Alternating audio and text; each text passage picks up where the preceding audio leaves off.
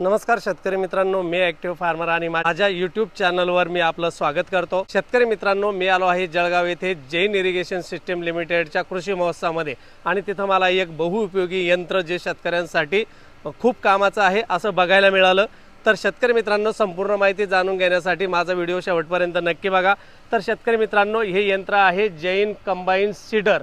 तर या माध्यमातून अनेक कामं आपण एकाच वेळी करू शकतो।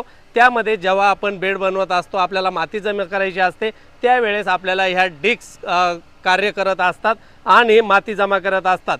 जर त्या मातीमध्ये ढेकळं मोठ्या प्रमाणात असेल तर इथं रोटावेटर पण देण्यात आलेला आहे। पण शेतकरी मित्रांनो, रोटावेटरनं जी माती बारीक होत असते त्याच वेळेस हे जे फर्टिगेशन बॉक्स आहे याच्यामध्ये आपण खते टाकून खाली इथं रोटावेटर जेथे सुरू आहे तेथे खत पडतं आणि संपूर्ण बेडभर ते खत पसरलं जातं। त्याच्यानंतर शेतकरी मित्रांनो, पाठीमागे हा खास बियाणाचा बॉक्स देण्यात आलेला आहे। या माध्यमातून आपण कोणत्याही प्रकारचं बियाणं पेरणी करू शकतो।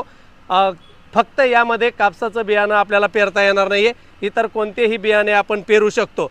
त्यानंतर शेतकरी मित्रांनो, हे जे रेझर देण्यात आलेले आहे, जो बेड आपला विस्कटला गेलेला आहे तर तो आपल्याला सुधारित करण्यासाठी, व्यवस्थित करण्यासाठी या रेझरचा वापर होतो। आणि त्यामागे हा जो पत्रा दिलेला आहे तर बेडला विशेष आकार येण्याबरोबरच आपलं जे बी माती बाहेर राहिलेलं आहे ते देखील आतमध्ये जाण्यासाठी मदत होते।